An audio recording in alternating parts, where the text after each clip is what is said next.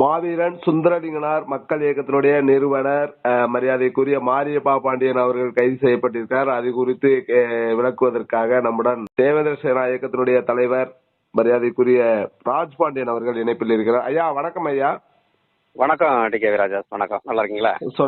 நல்லா இருக்கேன். நீங்க எப்படியா இருக்கீங்க? நல்லா இருக்கேன். சொல்லுங்க. சொல்லுங்க, என்ன காரணம் ஐயா? கைதுக்கு காரணம் என்ன? திடீரென கைது செய்யப்பட்டிருக்கிறார். மாவீரன் சுந்தரலிங்கனார் மக்கள் இயக்கத்தினுடைய நிறுவன தலைவர் மாரியப்ப பாண்டியன் அவர்கள் இன்று அதிகாலை காவல்துறையால் மானூர் காவல்துறையால் கைது செய்யப்பட்டிருக்கார், திருநெல்வேலி மாவட்டம். கைதினுடைய நோக்கம் இது என்ன அப்படின்னா, அந்த ஜூலை 24ஆம் தேதி மதுரையில் நடைபெற்ற மீண்டலும் பாண்டியர் வரலாறு புத்தகம் மற்றும் வேந்தர் குலத்தின் இருப்பிடம் எது என்கின்ற 2 புத்தகம் தடை நீக்கப்பட்ட நாள் குறித்து நாளில் ஒரு விழாவாக கொண்டாடினாங்க.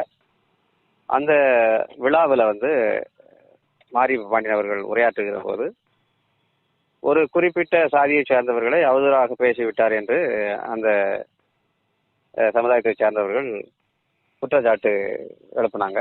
அந்த அடிப்படையில் தான் இன்றைக்கு காலையில் கைது செய்யப்பட்டிருக்கிறாரு. நானும் அந்த நிகழ்ச்சியில் இருந்தேன். அவர் சொல்லும் போது கொஞ்சம் வரலாற்று ரீதியான ஒரு தகவல்களை சொன்னார். நம்ம மாரியப்ப பாண்டியன் அவர்கள் பேசும்போது அது நேரலையில் கூட செய்யப்பட்டுச்சு அந்த நிகழ்ச்சி. அந்த அடிப்படையில் அந்த குறிப்பிட்ட சமுதாயத்தை சேர்ந்தவர்கள் ஒரு அவதூறாக பேசிவிட்டார் என்ற அடிப்படையில் அவர் கைது செய்யப்பட்டிருக்கிறார். அது என்னை பொறுத்தவரை அந்த கைது தேவையில்லாத கைது என்றுதான் நான் நினைக்கிறேன். என்னன்னா, இது போன்ற அவதூறுகளை மற்ற சமுதாயத்தை சேர்ந்தவர்களும் பரப்பிட்டு வராங்க. அதுக்காக அவதூறு பேசுவதை நாம் அனுமதிக்க முடியாது. அப்படி இல்லை அது விஷயம். ஆனா வரலாற்று ரீதியாக அவர் பேசியிருக்கிறார். ஏனென்றால் மற்றவர்கள் பேசுகிறார்கள் என்பதற்காக நாம் பேசக்கூடாது இல்லையா? நிச்சயமாக அவதூறு யாரை பேசினாலும் அவதூறு தான், அதில் மாற்றுக்கிறது இல்லை. ஆனால் வரலாற்று ரீதியாக சில விஷயங்கள் பேசும்போது தவிர்க்க முடியாமல் சில வரலாற்று உண்மைகளை சொல்ல வேண்டிய தேவையின் அடிப்படையில் அந்த மாதிரி ஒரு பேச்சுகள் வந்து விடுகிறது. அதை தவிர்க்க வேண்டும் என்பதுதான் நம்முடைய நோக்கம். இருந்தாலும் இந்த காலகட்டத்தில் சுட்டி காட்ட வேண்டிய தேவை இருக்கிறது என்பதனால அந்த விஷயத்தை அவர் பேசியிருக்கிறாரு அப்படின்னு நம்ம எடுத்துக்கலாம். இதுல பெரிய அளவுல அது அவதூறு பேசிட்டார் என்று சொல்றதுக்கெல்லாம் ஒரு இது இல்லை.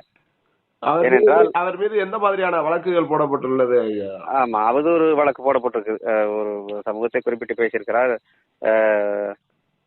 பொது அமைதிக்கு அந்த மாதிரி குந்தகம் விளைக்கிற வகையில் பேசியிருக்கிறார். அந்த மாதிரியான ஒரு வழக்குகள் போடப்பட்டிருக்கு.